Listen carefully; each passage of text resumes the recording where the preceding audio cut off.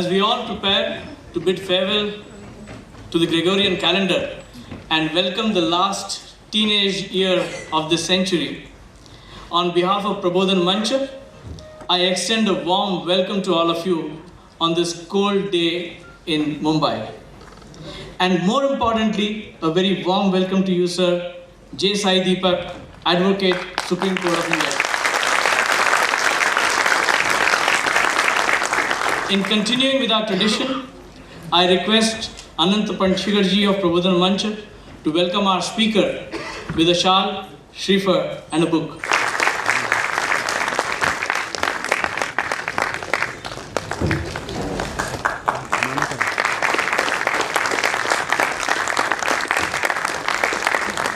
Prabodhan Mancha is an AOP, Association of Persons, with its activity centered around organizing lectures and talks such as this.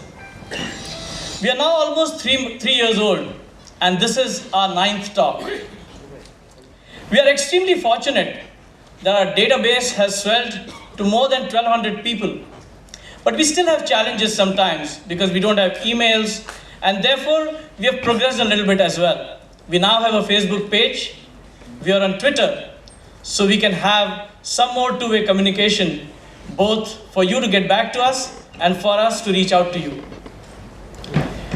As a new initiative, starting with this talk of today, we also decided that we will use this opportunity to allow social organizations to reach out to discerning audiences like you by putting up a stall outside the hall. Today, we have the Indic Collective with us. The Indic Collective Trust is a Chennai-based registered trust of activists, intellectuals, and civil liberties advocates who are committed to an Indic resonance. The broad objective of the ICT is to advocate, through constitutional and democratic means, the right of the Indic way of life to exist and thrive. A brief introduction of our speaker of the day.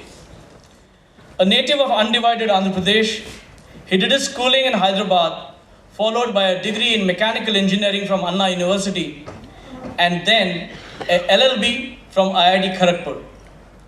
Starting his career with Sai Krishna and Advocates, it is indeed heartening to see, sir, that today you are an arguing counsel in the Honorable Supreme Court of India under your own banner. Over these years, you have specialized in matters relating to civil commercial litigation, intellectual property, competition law, indirect taxation, information technology, consumer protection, and drug regulatory laws. Some of the well-known engagements include the Tata Sons versus Greenpeace, wherein the law relating to the interplay between constitutional freedom and IP rights was laid down. In March 2005, you led a team which represented online intermediaries before the Supreme Court in the constitutional challenge to the intermediary liability regime under the IT Act 2000 as part of the Shreya Singhal petitions. You're also the counsel for the state government of MP in the ongoing dispute seeking inclusion of the state as part of the Basmati dispute. You're an active blogger. You started The Demanding Mistress since 2010, a regular contributor to the Swarajam Act, and a supporter of the Indic Collective. At this young age of 33, sir, you have achieved a lot. But no introduction to J Sai Deepak will be complete without talking about his most recent involvement as the advocate representing Lord Ayyappa, and more specifically, Chetana and People for Dharma, or Ready to Wait campaign. As was widely reported, from an allotted time of 10 minutes at the Supreme Court, the Honorable Court listened to his arguments for over 2 hours. As we mentioned in our introductory email to all of you, J Sai Deepak's fundamental contention is that the inability or unwillingness of the state to act appropriately is the reason why matters of faith land on the doorsteps of the judiciary. In this interlocking between the three, what exactly is the path ahead. Without much ado, let's listen to what he has to tell us. Good morning. From the looks of it, I'm not the only one who has a lot of chest congestion and everything else under the sun. So I've just pumped in a lot of AK-47s and grenades inside me before I decided to come here, so that at least I'm in some position to speak. Because 2 days ago, I almost lost my voice. And yesterday in the morning, I had to literally drag myself to the hospital along with my wife and pump in a lot of steroids and antibiotics to ensure that at least I make to this place with some amount of energy. So if there is a drop in my energy levels, pardon me, but I'm a man of the stage. The moment I come onto the stage, I become a different creature. So I hope that creature comes alive today. So I hope I do justice to the effort that you have put in to come on a long weekend. It's not easy. And that too to listen to a topic that on the face of it is not particularly glamorous, if not controversial. So I'll try my best to do justice to this mandate. I must thank sir for one thing. One of my most favorite voices is that of Mahendra Kapoor. And he was singing Janagan Man today. So that's the voice of Mahabharata according to me, apart from Harish Bhimani, of course. And that's a voice that I always associate with patriotism, if not nationalism. And both being slightly different, materially different and critically different.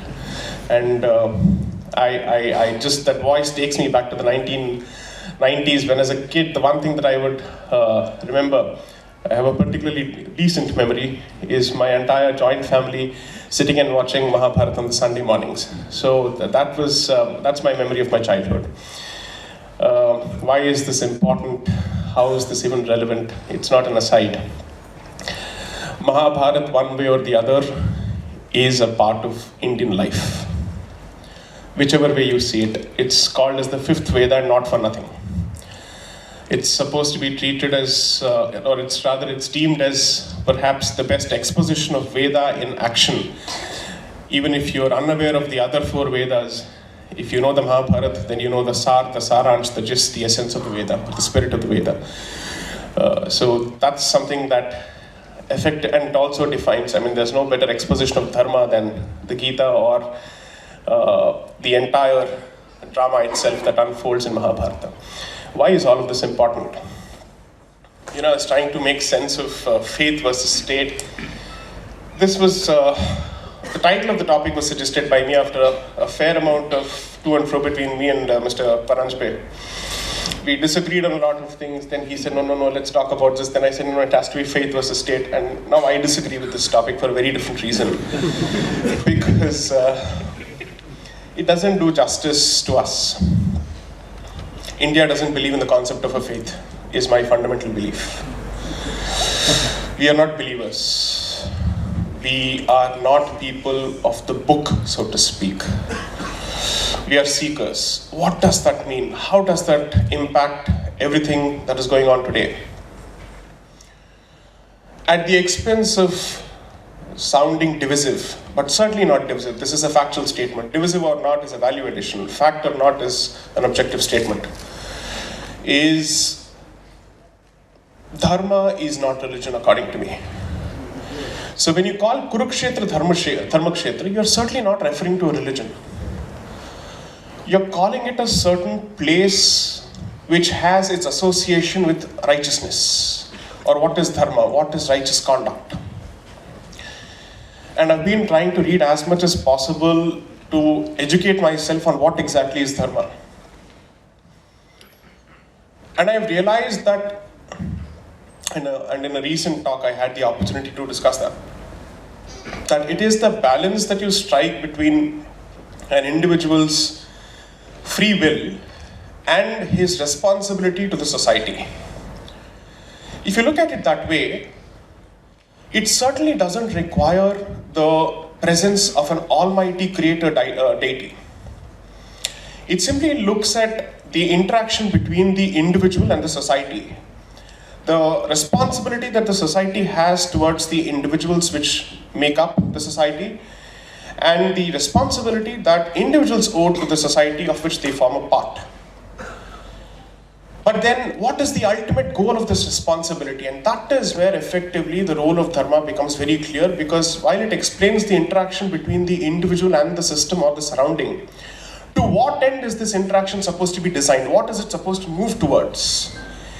Is salvation, is how it looks at its responsibility or its entire structure. That is the schema, that is the narrative, that is the mental framework. Now, some people may believe that I don't need to believe in the existence of a God in order for me to attain salvation. Therefore, those streams of thought have taken a different approach, but they still remain within the dharmic fold, because they still follow the concept of dharma, and hence the dharmic fold. Some believe that no, there is a deity, and then the question arises whether you're one with the deity, you're different from the deity, and therefore it becomes Dvaita, Advaita, and then proceeds further. But at the end of it, you will realize that notwithstanding the ethno-religious connotations that Hinduism may have acquired over a point of time, its fundamental belief is bereft and devoid of any sense of race. It is bereft and devoid of the concept of a chosen people. It is bereft and devoid of a concept which says that one class of people or one race of people are inherently superior to anybody else. Then people may say, then what do you make of the caste system? The caste system is not based on race, is my assumption. It's based on guna, karma, and a lot of other attributes. Therefore, that's a different argument altogether.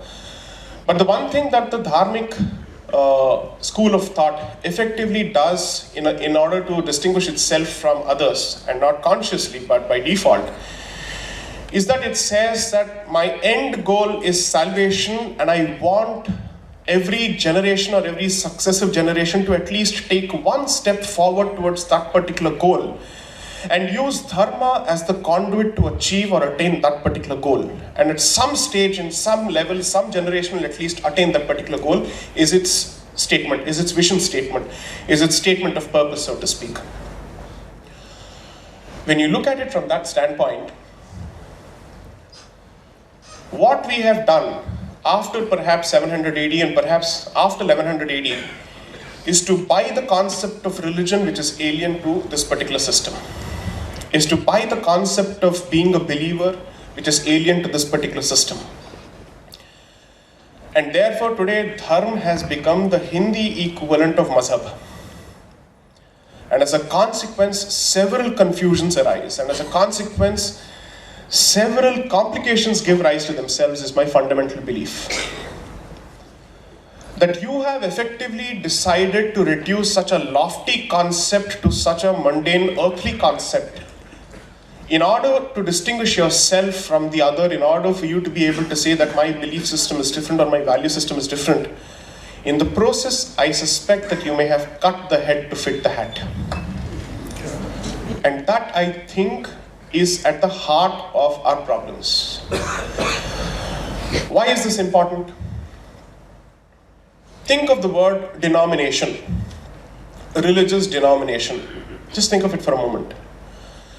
The moment you think of the term religious denomination, is it an Abrahamic way of life that comes to your mind or a dharmic way of life?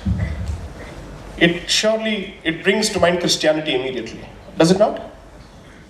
When you think of the word denomination, the first way of life or the first creed that comes to your head is the biblical creed. Is it possible for you to find an equivalent for religious denomination in the dharmic fold? What is the word for religious denomination in the dharmic fold? Let's have some answers. What do you think is the word for it? Sampradaya. Exactly. The Hindi translation of the Samvidhan, the Constitution, uses the word Sampradaya as a substitute for religious denomination. But are the two necessarily the same? Sampradaya as a concept is vastly different from a religious denomination. Sampradaya may prescribe a few acharas and may prescribe a few ways of life in which you shall conduct yourself so that you're consistent with the guru or the school of thought that you have chosen to subscribe to. But it does not necessarily try and divide you from anybody else. It does not say that it's your way or the highway. It does not say that should you fail to put your belief in this particular faith system, you shall be deprived or denied a place to be buried. It doesn't say so. It is not a tool of social control. It is a tool of spiritual discipline at the end of it. whichever way you see it. If that is the distinction, and if that is the lofty distinction, if I may say so, not to say that we are superior to anybody else, we believe that every truth has its place in the hierarchy of truths. If that is the fundamental belief, if your value system, let me not use the faith anymore, if your value system is seen in an Abrahamic mold, in the course of a judicial discussion, wouldn't the court be doing injustice to your entire faith system in one fell swoop? It would be, would it not? Which means, I may not necessarily fall within the definition of a religious denomination from a Christian perspective, but I may necessarily fall within the definition of a sampradaya from an Indic perspective. And if that is the argument, the believers of Ayyappa would constitute a religious denomination. Yes or no? For the simple reason that, let's go with the externals first, that they have a certain set of practices which are visible and which separate them from everybody else when they undertake that particular vow. Let's not call it penance. It's not penance. It is a vow. And they have a set of practices which require them to observe celibacy for that particular 41-day period or 45-day period. I've observed it for 45 days. So when you do so, you are effectively preparing yourself to be an image of the deity. So that by the time you enter that particular place, you merge with the deity. That is effectively the belief. And you're supposed to pay homage at a Muslim place of worship on your way to that particular temple. Doesn't this give it a certain sense of individuality? Any sect or any belief system that acquires a certain sense of individuality would necessarily fall within the definition of a sampradaya from a dharmic definition. Why do I need to satisfy the definition of a religious denomination? What this tells you is, unless and until the state as a whole and every organ of the state has clarity in terms of what its roots are, what its conditioning is, and the backdrop in which it is set up, it will always make the mistake of equating one school of thought with another and judging one school of thought from the benchmark of another. And you see that on a daily basis. Idol worship having to be proven as secular or scientific from the standpoint of somebody else whose value system does not account for it or accommodate for it. I don't need to do that. You believe in what makes you happy and I believe in what makes me happy. How does it matter? So why is this topic particularly relevant? I'm so grateful to the organizers for this entire collage. What is that a reference to? Mumbaikars, please. Dahi Handi. What is this a reference to? Vadre. What is this a reference to? Triple Talaq, perhaps? Yeah. There's a decent chance. What is that a reference to? I would call it a disputed structure and the previous Ram Janmabhoomi. I wouldn't call it a masjid.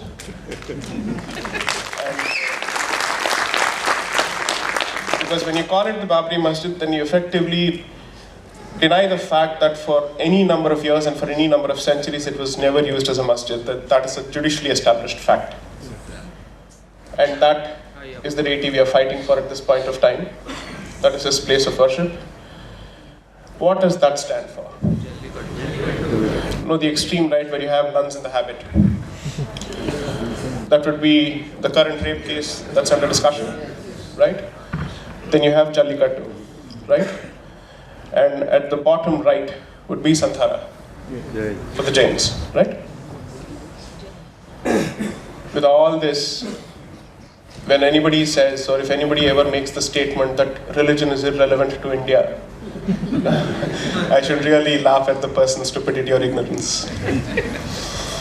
Because then he has really not understood the lifeblood of this country. From Vivekananda to Sarvepalli Radhakrishnan to Sri Alladi Swami, they've all said, the lifeblood of this country is religion, religion, religion. But before religion, I'd call it dharma, dharma, and dharma. That's how I would put it. If that is the case, unless and until there is a sense of clarity as to what is dharma and what are its consequences supposed to be in different aspects of life, secular and non-secular, so to speak, you will constantly wallow in confusion and you will be making contradictory arguments, as a consequence of which you would walk into the hands of people who may want to Abrahamize your faith in one way or the other.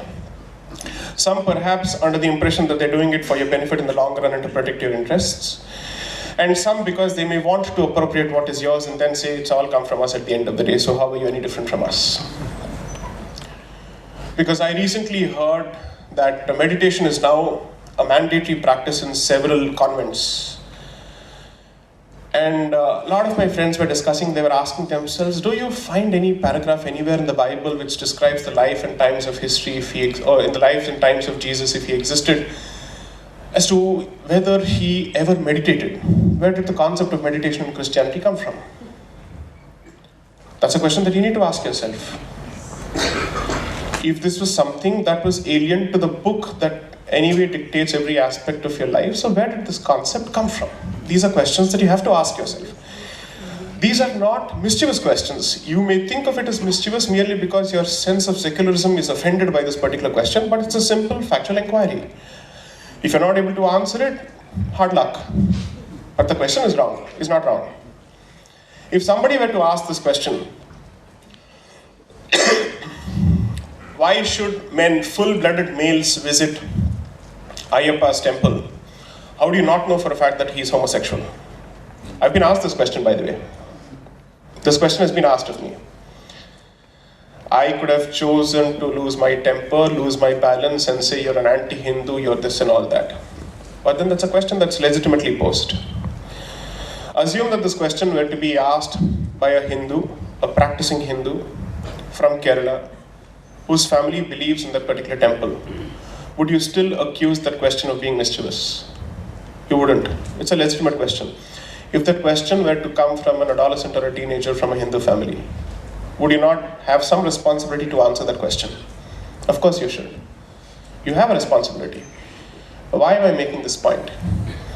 Over a point of time, we have lost touch with our roots, as a consequence of which we try to cover up for our ignorance with a lot of bluster. And we take an approach saying, believe in it. Then that's not your tradition. So you have effectively changed your school of thought to some other school of thought because you don't know what you're talking about. So the one thing that this particular topic raises is it's such a vast topic. So let me just blow up for you the scope and scale of the topic for a moment. Faith versus state has the implications on the following aspects. Does the Republic of India have an identity, a religious identity? That's a question that you need to ask yourself.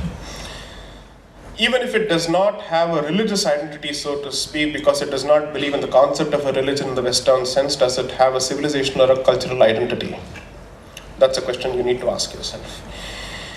If it does, can you behave like an ostrich who says that India as an entity began only in 1947 and therefore it began on a clean slate and therefore its entire history needs to be pixelated and airbrushed? Is that a position that you can take?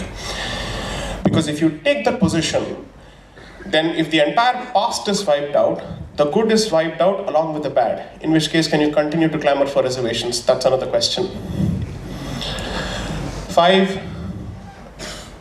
If you say that this particular state is secular in the sense that it is supposed to maintain a distance between itself and all institutions of religious worship, what is its position with respect to the religious places of religious worship of Hindus?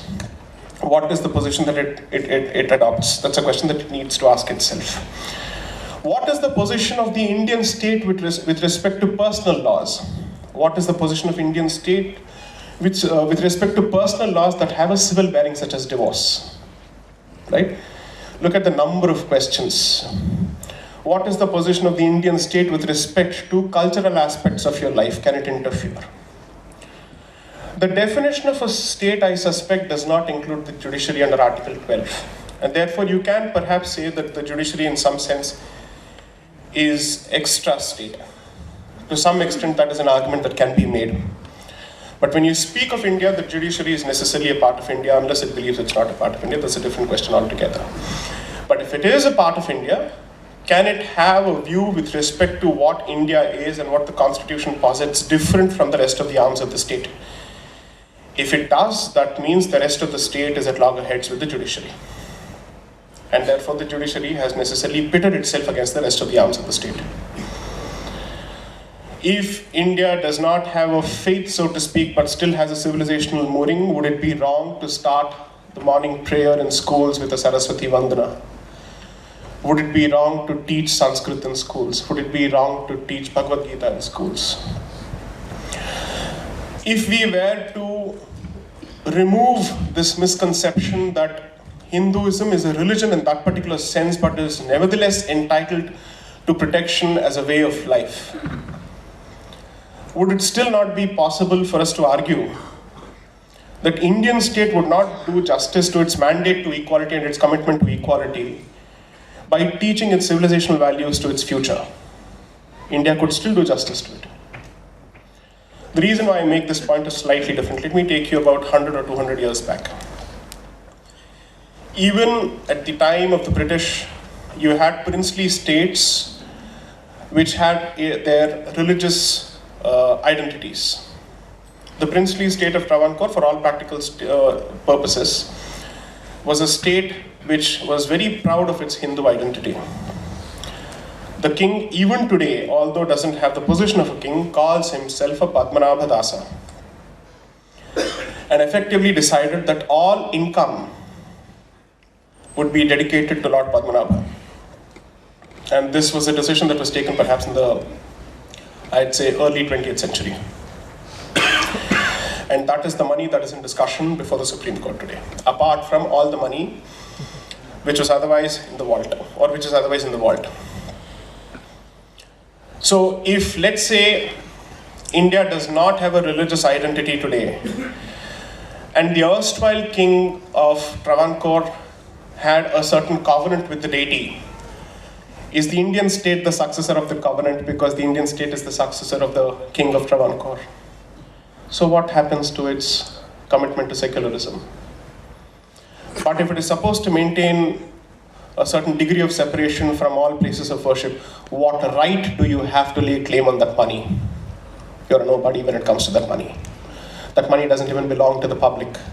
That money belongs to the deity and deity alone. And the deity is a living person according to us. So who are you? So if you answer this one particular question with respect to what is the nature of the relationship between the Indian state and faith, or Indian state and dharma, it answers perhaps everything else, or it at least throws open a lot of questions, uncomfortable questions. That is the scope, scale, and expanse of this topic. The one thing that I've realized is the Constitution as a document has not been democratized as much as it ought to have been. The ignorance with respect to that particular document allows a lot of people to get away with a lot of nonsense, including people who are supposedly protecting our rights. So I think that's one particular document that must be made mandatory reading, and not just its language as it is presented today, but also its original discussions. When somebody makes the statement that it is an anti-Hindu document, do you really know what you're talking about?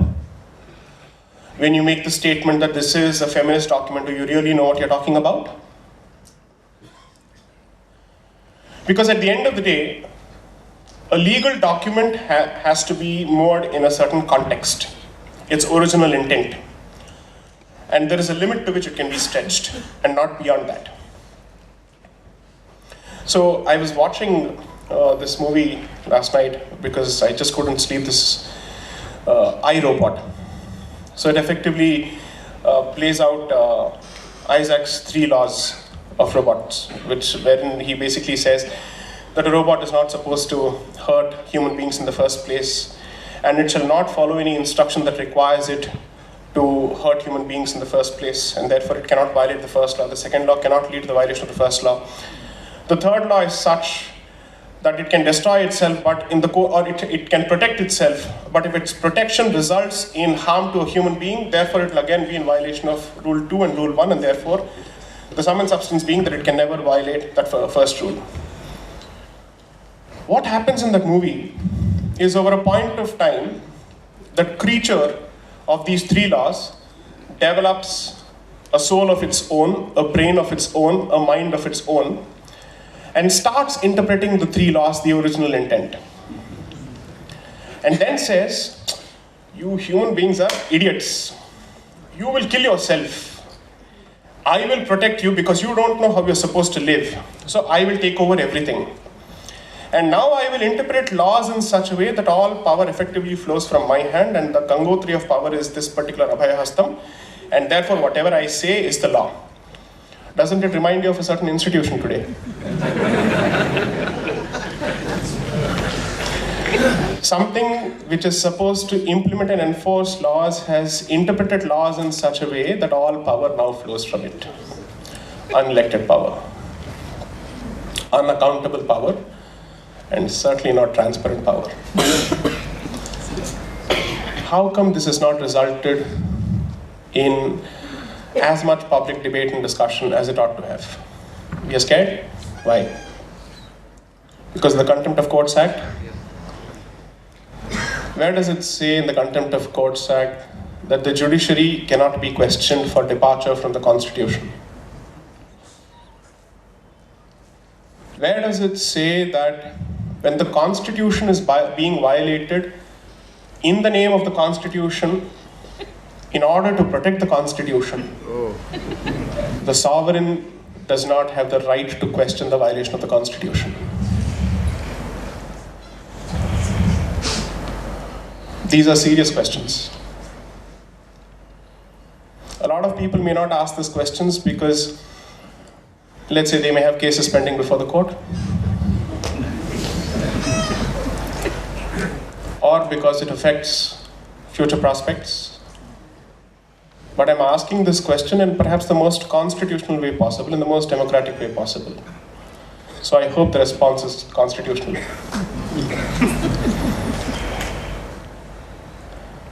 You have to ask yourself a few questions. Why are voices like me finding it increasingly lonely when we ask these questions? That's a question that I've wanted to ask audiences for a very long time.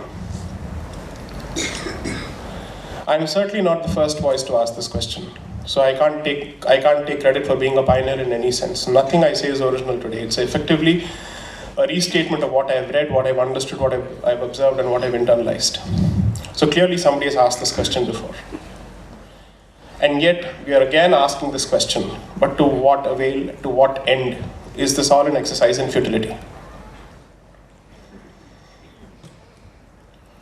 These are some questions which I wanted to ask of audiences, because I'm just asking myself, what is the prod, what is the goad, what is the shock treatment that the society needs? Your dahi handi is gone. Ayyappa may or may not survive. I hope it is in his hands. The amount of milk that you can pour over Mahakaleshwar is also the subject of judicial scrutiny. The property of your institutions are being taken for granted. Your way of life is under challenge. I say this with a lot of facts to support me. What more do you need as an incentive to start taking an interest? Or what is the disincentive to this? Do you really want to be pushed to a point where you have to choose between survival and your belief system and you opt for the former? In which case you would actually do injustice to your ancestors' resistance. I was at a closed room reading of the manuscript of Dr. Meenakshi Jain's upcoming book, The Flight of Deities. The book is about how people literally stuck their necks out and their possessions, their family, their children, their women, everything, and their men, why just their women, to protect the Murti when it was under attack. They ran from one part of the country to another part of the country. Stuff which was supposed to be in Bengal is now in Rajasthan. Stuff that was supposed to be in Orissa is now in the south of the country, all over the place. Hiding it in turbans, hiding it in whatnot, continuing to do the pujas on the way while they were on the run. After 15 minutes of the talk, I came out crying. I couldn't sit. I just couldn't sit because a lot of us, we had just tears flowing down saying, what are we really doing? When the book comes out, I hope to evangelize that book. I really hope to take that book to town. Free of charge, because I hope that book does what all of us have failed to do, which is to charge the public and tell them the history that you've inherited is a history of valor, resistance, fortitude and courage, and you have done grave injustice to that history. I couldn't sit beyond 15 minutes. We just came out saying, why didn't we get the opportunity to fight? Had we been part of the generation? But then what? We said, now we have the opportunity to do that again. If we failed or if we did not live in those times, fortunately or unfortunately, history has again presented you with an opportunity to fight for dharma. And if you do not rise up to the occasion, you will have nobody else to blame but yourself. If you are an irreligionist and you're a secularist, and your only belief is in good conduct, you cannot but subscribe to this concept called dharma. If you do not believe in the concept of a deity, if you do not believe in oppressive social control, if you believe in expressive individualism, then you cannot but subscribe to this concept called dharma. If you believe in women empowerment, you have to believe in dharma. If you believe in tribal empowerment, you have to believe in dharma, because it is dharma which has ensured that the tribal way of life has continued for thousands of years without eviscerating it. Because it has realized the relationship between their community and the existence of environment, and that's the single biggest reason that the community and the culture still exists. So you have to give credit to dharma. If you have to believe in environmental jurisprudence, you cannot but believe in dharma. I can't think of any so-called modern secular notion which is tree hugging, which is women hugging, which is LGBT hugging, which is environment hugging, call it whatever you want, which is at any degree of separation from dharma. So understanding this concept, understanding its ramifications and understanding its socio-political and economic ramifications is important. So the state has to ask itself a few questions. If I believe that there is a minority, then I must believe as a converse that there is a majority. Because how can there be the existence of one without the other? So if you believe that there is a minority, that means you otherwise have imputed to yourself a certain faith, a certain identity. But if you have not, kill this concept of minoritism altogether. You will continue to say that I do not have a certain identity. You will continue to deny your history and still believe that there is a minority. How mighty convenient. Who does it benefit? Was this the original intent of the makers? I don't think so. I don't think so. How many people were aware until Mr. Ravi Shankar Prasad came out with the original manuscript of the Constitution of Ramayana being engraved all over the Constitution?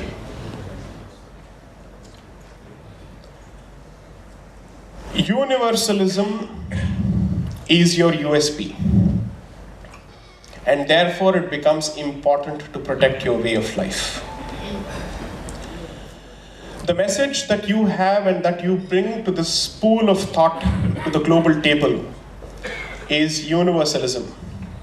And that is what separates you from everybody else.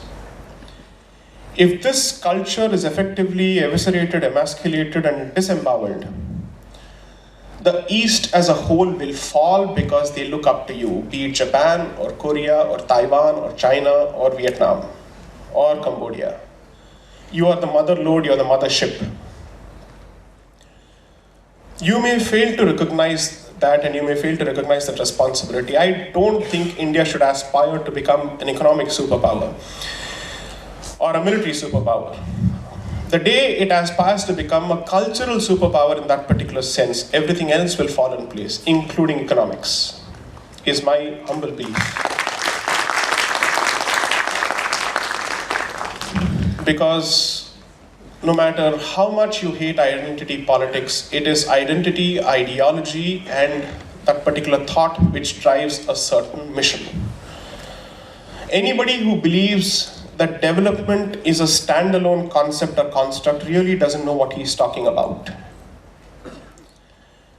Then he is a student of economics and a really poor student of economics because he's not understood history. And someone who's not understood history really doesn't make for a good economist. That's my humble belief. I'm not a student of economics, but I believe that be it lawyers or any student of any subject of humanity must necessarily understand history, the value of history. You may disagree with me on the specific, let's say, perspective I stand for, but you certainly cannot disagree with me on the value of history.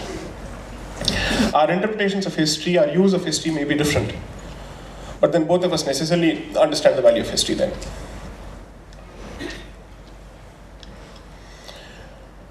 There is a lot of misconception that I'm supposed to be an expert in the Shastras, the Dharma Shastras, the Vedas, or whatever it is. I'm sorry, I know nothing. I know none of this. Unfortunately, I know none of those. I am a good student of law. And I'm a decent student of history. And I'm a fairly good student of human psychology. These are my only strengths. And I strongly believe that unless and until there is clarity in your identity and you clear that lens, which is so fuzzy today, your sandarsh and your paridrishya, both of them will suffer, which means your objectivity and your foresight will suffer. You will always think in the short run, you will never be able to think of the long run. So you will be bothered more about who has reacted to what in the Sabarimala issue more than understanding what are its implications for the long run. Therefore, the mind will lust towards that gossip and will lust towards he said this, he said that, she said this, she said that, she took this to that particular temple. Understand the larger issue. Understand what it signifies and understand what it means to your faith and the institution. Because the moment you operate at that level, I'm so sorry to say, that is dining table politics, that is kitchen politics. Your inability to rise above it and to understand what it effectively signifies. Somebody has literally called into question the bedrock of your faith. And has effectively called into question everything that distinguishes your faith from everybody else. The fact that you have chosen to impute a living character to your deity is being called into question. So let's ask this question. All gods are one, all religions are one, every value is the same, theek hai. I accept all that, theek hai. Then what is different? What is different? What is it that differs or distinguishes one particular faith from the other? My layperson's understanding, you can't say layman, you see, I'll be Justin Trudeau's fan here, it's layperson. Layperson's understanding is this. Your history, your culture, your understanding of a human being and your understanding of a society has implications on the attributes that you give to that super consciousness. You see him as the supreme white Arab, he will be an Arab. You see him as the fair-skinned European, notwithstanding the fact that he comes from the Middle East, you will put him or you will carve him in that particular caricature. You will deprive all the Semitic facial characteristics and you'll give it European characteristics. So every religion is necessarily a product of its circumstances, its history, and the journey that it has traveled. That is the distinction. So whether it leads ultimately to the same goal is not in question, but the path that it has chosen for itself and the manner in which it chooses to describe that particular path and how it chooses to treat people who do not subscribe to that particular path is most important. I will never make the statement that monotheism is wrong or bad. But when the thought is sought to be imposed, either subtly through indoctrination, by cultural appropriation or acculturation, or through conquest, that is where I start having a problem. But other than that, I really cannot say this is wrong. Perhaps it's good for your nature, good. If it is your belief that we are still people who are climbing up the spiritual ladder and therefore we require idol worship, so be it. This is between me and my God. He will decide whether I'm poor, whether I'm a good student or a bad student. It's not for you to sit and judge. If you believe that you're ahead of me in the spiritual journey because you've jumped to the formless without necessarily going through the form, fantastic, good for you.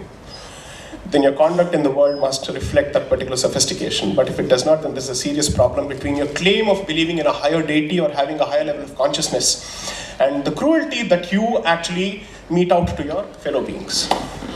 Then that disparity will really that will force us to ask certain uncomfortable questions. What have you learned from the so-called journey of yours?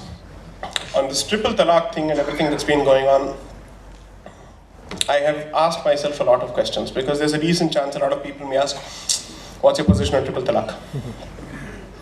You have a certain position on Haji Ali, you have a position on Sabrimala, what's your position on triple talaq? I'd say, why are you connecting these three? What is the nexus? Why? Because it all relates to women, therefore the positions need to be identical. Why? Can you not treat an issue as an issue? Can you not understand the distinctions or the nuances between the three issues? The consequences that they may have? The level of public discourse is so dumb, is downright dumb. It's pathetic. Because we are hooked after Ekta Kapoor to primetime news debates, or perhaps even more. Because reality TV is really seductive. And primetime news debates, according to me, is nothing but reality television. There's no distinction. Very few people do justice to the mandate that they have, the reach they have. I'm not saying be preachy, be moralistic, but at least have some sense of responsibility. Because you have to understand, imagine if I had as vast an audience as a primetime television, and I were to be able to share the very same views, I'd be in a much better position to try and reach out to a lot more people than I can through these talks. And I say this of anybody else. What these media have failed to do has fallen upon us and other people to try and do, which is to actually give you the facts, and then ask you to apply the right logic to those facts, and not what you believe to be the position of the law or logic. So, when you talk of faith versus state, the reason why I'm trying to touch as many areas as possible is not to expose you to one area and ask you to dig deep 100 feet, because then you'll fail to connect the dots. I'm not saying you can't connect the dots. Why invent the wheel or reinvent the wheel when I've tried to connect the dots myself? I'm trying to give you that particular picture. Whether you choose to accept it, reject it, or you think it's flawed is for you. But this is how I have connected the dots. In fact, sir and I were, I think a colleague of sir and I were having a long discussion last night. Because he asked me, I otherwise agree with you on your position with respect to temple control. I mean, freedom of temples from government control and all that. But you see, we have too many instances of corruption in the hands of private people when it comes to temples and religious bodies in this particular state, and therefore, by default, most people tend to look to the state for relatively less corrupt administration or systematic administration of their religious bodies. I said, maybe so. I don't deny it.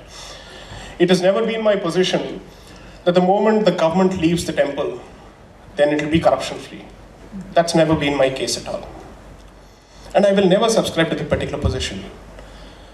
But the question that I had asked myself is, are you saying that corruption is peculiar to this particular community? Are other places of worship and other religious institutions bereft and devoid of corruption? They have not rushed to the government. Why did you rush to the government? Because you believe that this is your government. But the government doesn't say that this is a Hindu state. Then what's your problem? Then why are you going to the government? And if the government thinks that it's second nature to it to take over Hindu institutions, isn't it by conduct saying that it is closer to Hindu institutions than other institutions, and therefore it has a sense of familiarity and ownership over Hindu institutions? In which case, by conduct, are you necessarily calling yourself a Hindu state? Either way, there's a problem, right? If you want to be secular in the Western sense, then be secular. But if you accept that it needs to have a different connotation and a different meaning, which is consistent with this culture's history, then be true to it. At least don't speak from both sides of your mouth. It doesn't make sense. So he asked me a question, how do you hope to address this issue? You know, the point I have tried to make, and again, this falls within the umbrella of faith versus state, and therefore I have to address it.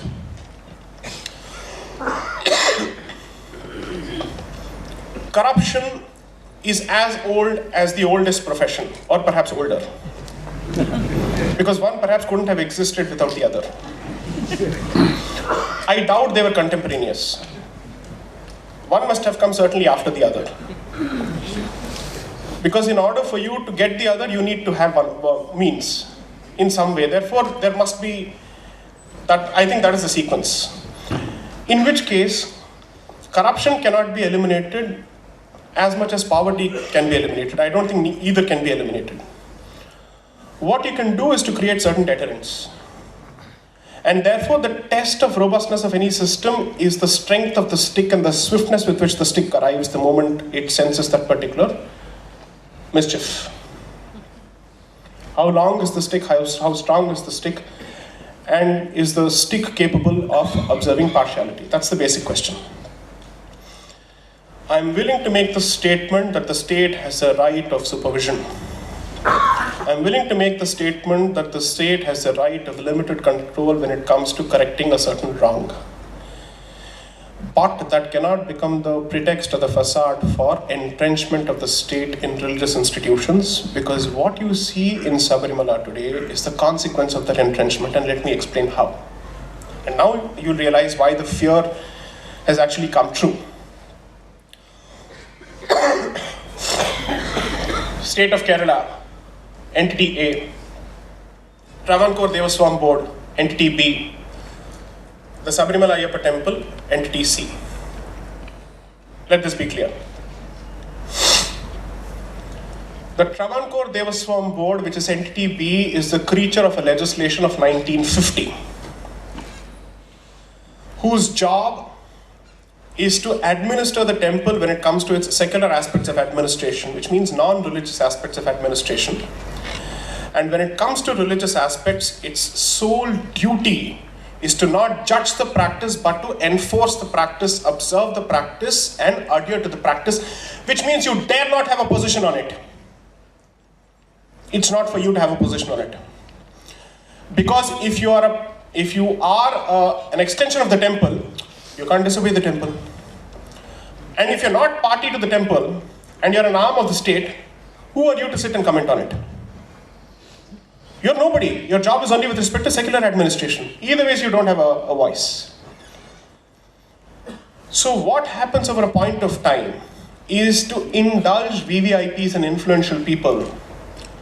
People are let inside the temple over a handful of instances, which is now being used against the temple for having violated the practice of the temple, and to say no such practice existed in the first place, and that's why these examples exist.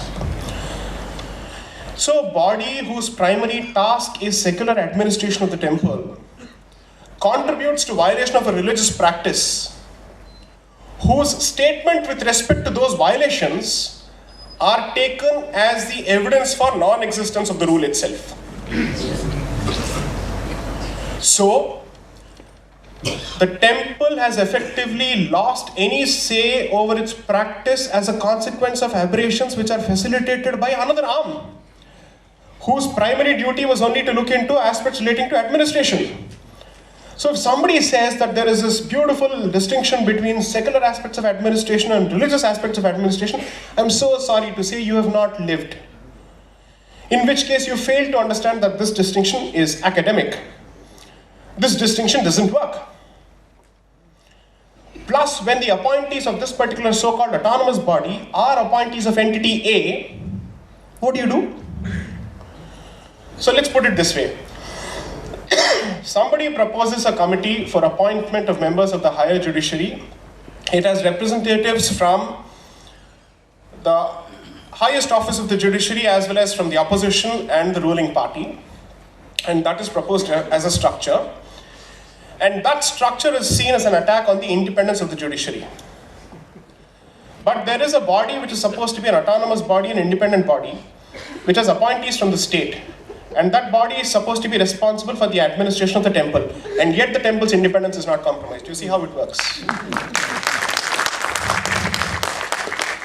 The definition of independence, it keeps changing. You see it. Goalpost ko hatao bhai, ye kya? How can that be the case? You have to keep moving it. That is non-linear logic. Linear logic cannot work. We work at a different level altogether. You can't understand it. That's constitutional morality. Please. So the point I'm trying to make is, if you think you cannot be reformed, can you pontificate reform to anybody else? And if you think that the presence of any member of the state at the level of appointment undermines, detracts, and dilutes your independence, how come the logic is different from any other institution? The Constitution, as much as it recognizes individual autonomy, it also recognizes group autonomy. And that is the sum and substance of Article 26. That when a group comes together, it has a certain identity and it has a right to protect everything that flows from its identity, the way of life. And therefore, religious denominations and sampradayas have been given that protection. So, you see, what happens is, when there is no societal response, and you sleep when the matter goes to court, or you've allowed the matter to go to court because as a society you've not evolved a response, effectively the matter is out of your hands. After that, it's a coin toss in the air. You win, you lose, it's certainly not in your hands. You never know what the outcome is going to be. And that is more or less the prognosis when it comes to any judicial proceeding. There are several lawyers here, let them confidently say that they can always predict the outcome to the T. That's never going to happen. Impossible. It's as good as a military strategy. Whatever can go wrong will go wrong. So, the point I'm trying to make is, while faith versus state will be played out in courts or in other places, it should be primarily played out in the heart of the society. And the response must come from the society. The cogitation, the manthan and the chintan have to happen in the society first.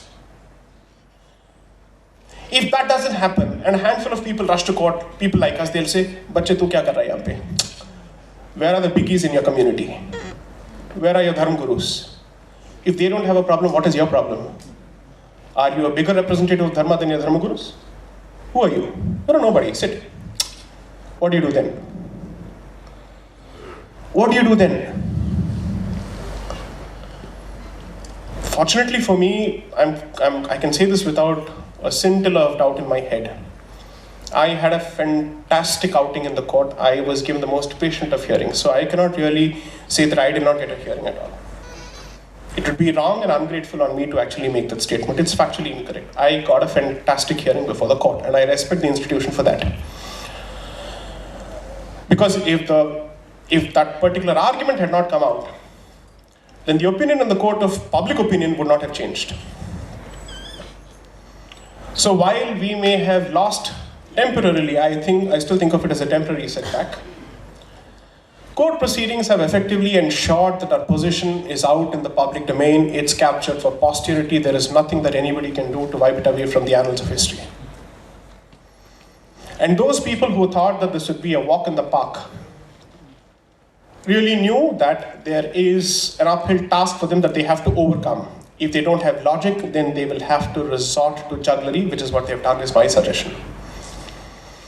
You really have not addressed the central questions. You really have not done justice to it. I'm talking about the petitioners, of course. They really have not answered anything that we said. So the point I'm trying to make is this. We will do what we can do in our limited circumstances there. But you have to realize that we can do only precious little.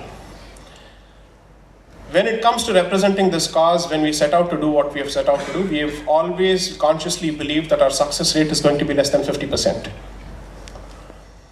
But we will not judge our success on the basis of legal outcomes, but on the basis of the impact it creates outside of the court. What the media will not tell you, what nobody will tell you, we hope to convey through our initiatives. And I do this only 20% of the time, and there are people who are doing this 100% of the time. The team, which has effectively given me all the material that I needed before the court, they have given up their regular jobs, their regular lives, and they do this 100% of the time. So the credit must go to them. I am only the glorified postmaster in court, I am only the glorified messenger in court who knows how to present it in court, but the actual work was done by them. Led by 3 women and 2 men. The size of the team is 5, that's it. It's not a 10-member team or a 50-member team or a 100-member team.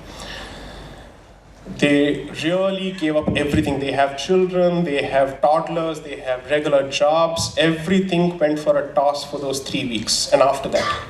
And they decided that we will give it our best.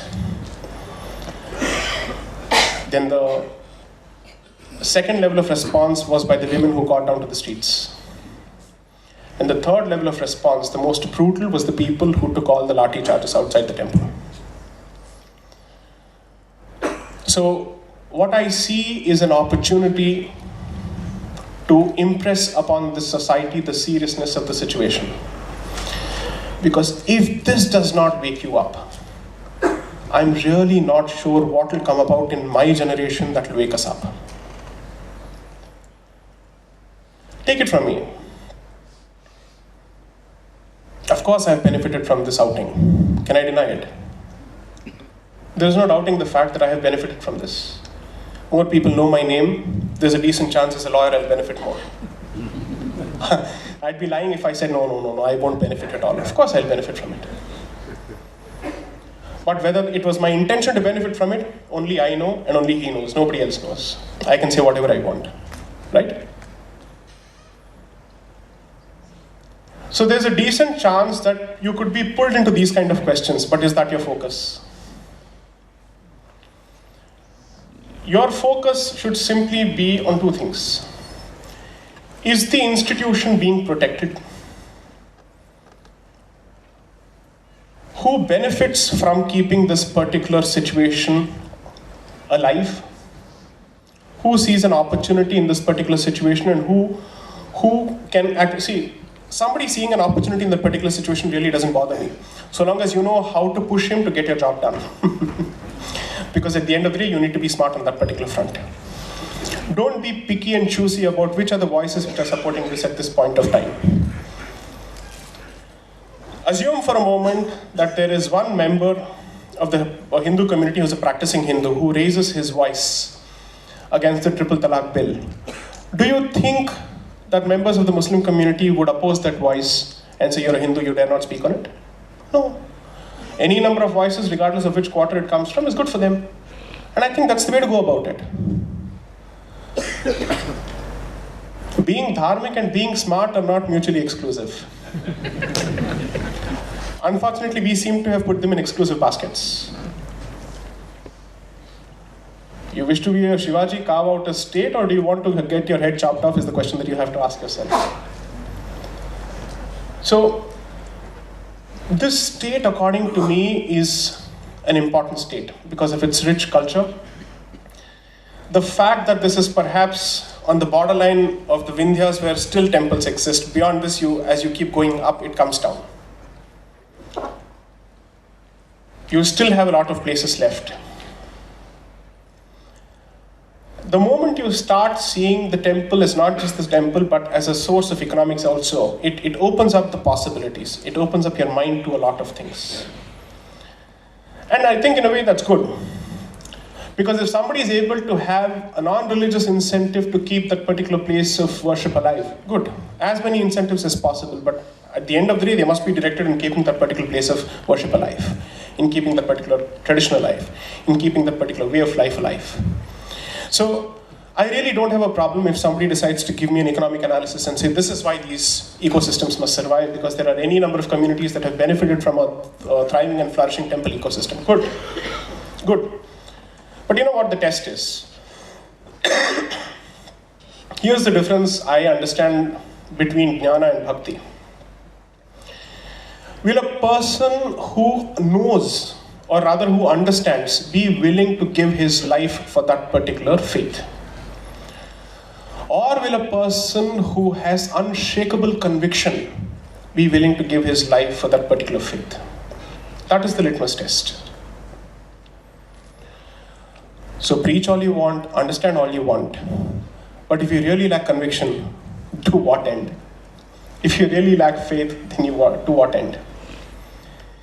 Faith without logic or understanding is not our way of life.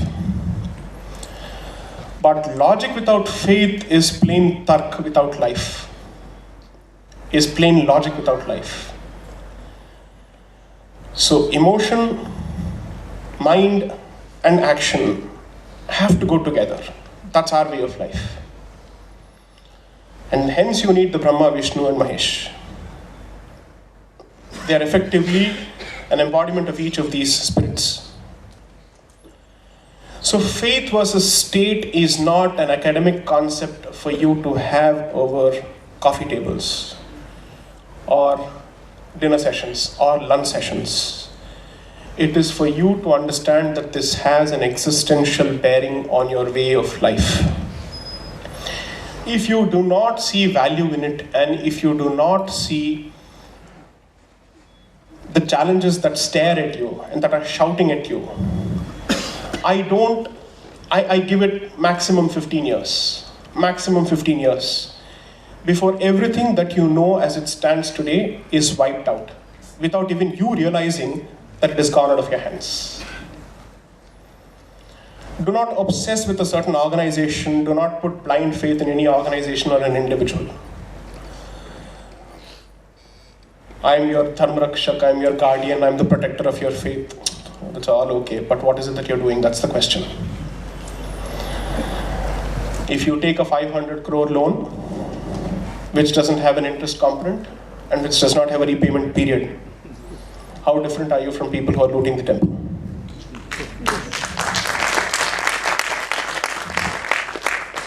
If anybody else had done this, what would you have accused him of? You would have called him an Aurangzeb, wouldn't you? Actions don't become right merely because the dramatist personage change. They don't. The benchmark remains the same. The Mapdan does not change at all. So as far as I'm concerned, do not confuse your commitment to an organization as commitment to dharma. They are merely instrumentalities, conduits, and channels to get the job done, and nothing beyond.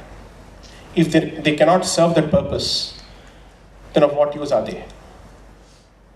Political, cultural, social, whatever they may be, and whatever they may choose to call themselves. Questions, please.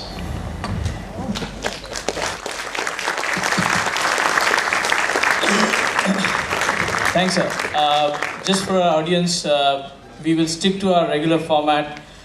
Questions, there are slips which were given at the time of the entrance. If you don't have one, we have volunteers. They will give you slips. You can please write down your questions.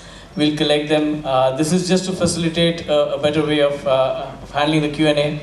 And for those of you who are regular audience, Sai Deepak, believes that his energy will go up even further if he continues standing while answering the questions as well. So I'm going to be sitting even throughout the Q&A session.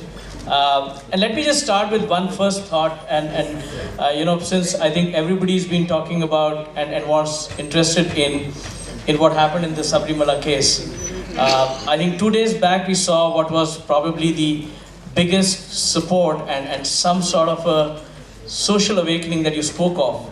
So, in your view, one, if the state hasn't responded, and I know this is a sub judice matter, but to the extent you can explain to us, is referendum a way out?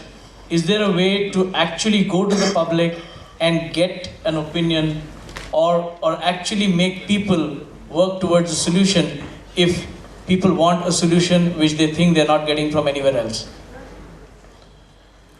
So the counter example or the counterfactual to that question would be, if the court were deciding on entry of erstwhile untouchables into the temple, and then somebody says, let's do a referendum, and the referendum had been negative, then would the court be bound by that particular referendum and support something that is otherwise incorrect or adharmic, so to speak? So I don't think I would go with a referendum. I certainly believe that the voice of the people who are stakeholders to that particular institution is relevant. But to say that it is final and should be necessarily conclusive is not something that I can ever subscribe to. I don't believe in that. Because it's not necessary that people with the largest number are necessarily right. I'm not a believer in that either. I'm simply asking myself whether the facts of that particular institution, the practice of that particular institution, lend themselves to the conclusion that it is based on discrimination. That's the only question that needs to be answered. And in order for you to answer the question, you need to understand the practice and the spirit of the practice. So, whether this show of support or the show of resistance that has come from the women will have a bearing or not, I don't know. I can't comment on it. All I can say is, the state government, which has so far taken, I would say, a zealous approach to the enforcement of the judgment, to the detriment of free speech, to the detriment of religious rights, and to the detriment of religious traditions, should perhaps ask itself, why is it taking such an active role when the community itself, especially the women of the community, have expressed their displeasure? Most importantly, a similar case is going on before the Supreme Court concerning the same state government with respect to 2 Christian groups. And the state government has not enforced that particular judgment for the fear of antagonizing either of the Christian groups. So a contempt petition was filed before the Supreme Court saying that the state government has not enforced that particular judgment, to which the court has said, we don't wish to get into this issue any further.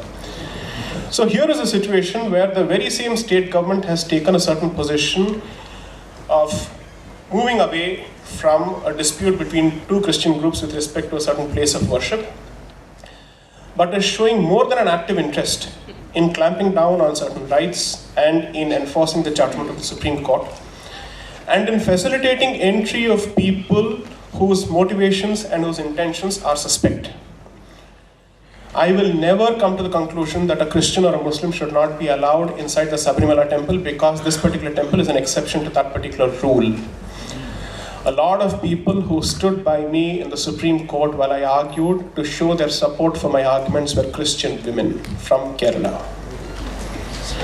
One of the leading voices of the ready-to-eat movement is a Christian woman. She is from Kerala, Anjali George, who believes in Krishna and Ayyappa. She is absolutely clear. So we need to be very careful and nuanced in our approach to this particular issue. Anybody who chooses to enter that place to make a statement or to desecrate that particular place or to necessarily trample on the sentiments of devotees and to say, I will walk in there and soil the place and leave, and she or he is given commando support or whatever it is, that seriously puts in question the state's intentions. Whether the state takes a position in support of women or not, it could have maintained a dignified silence and distance. That's the very least it could have done. By choosing not to do so, I think it has opened itself to a lot of questions. That's my answer.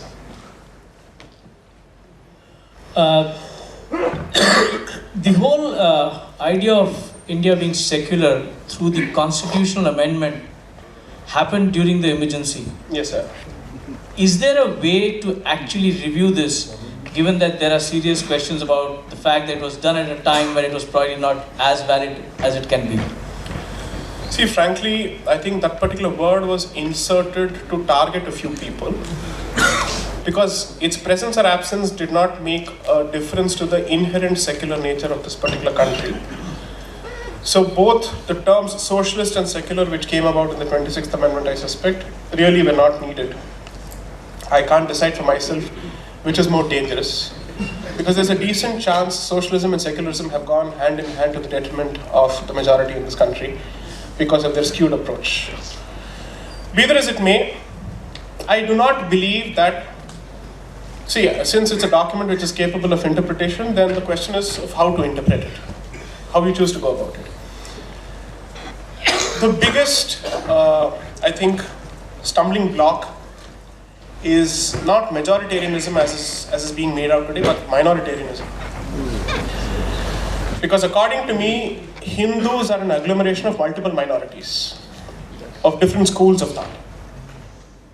You do not have a central pontiff, you do not have a central institution, you do not have a holy see, you do not have a khalifa, you do not have a central book, you may have different books that you subscribe to.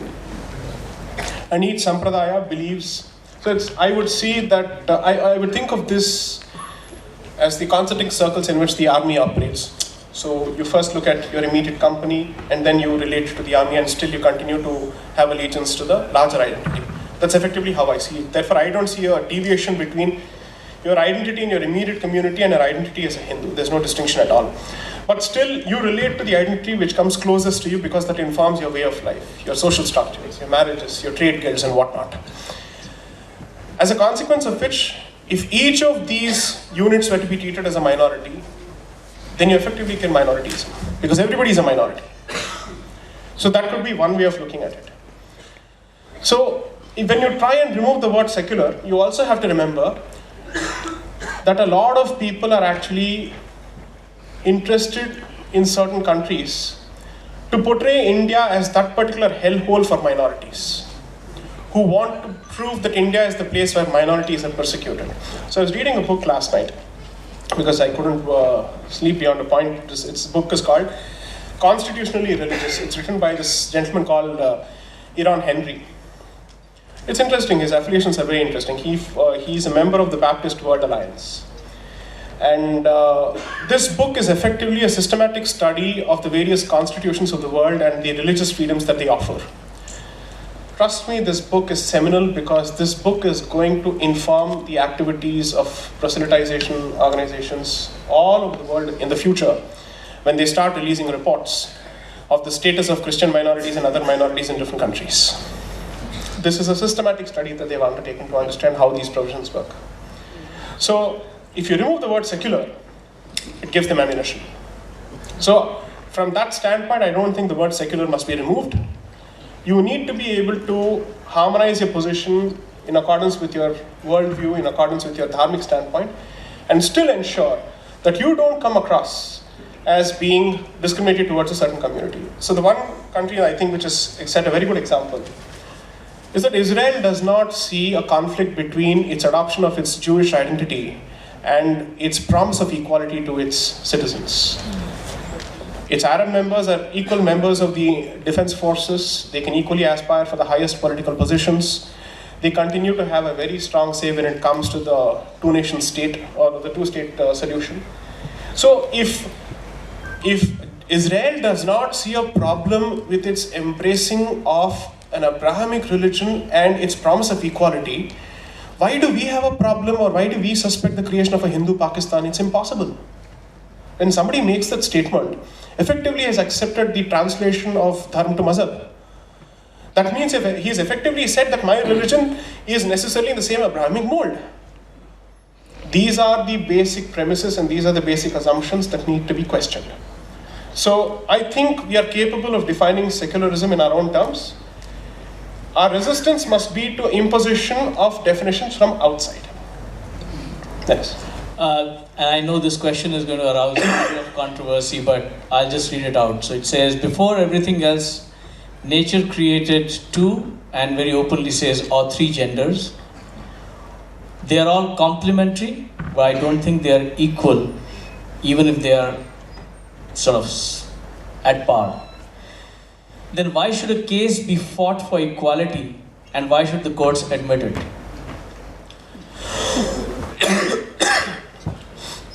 I think it's a very good question. Not because I don't have an answer to it and therefore I'm trying to mollify the question.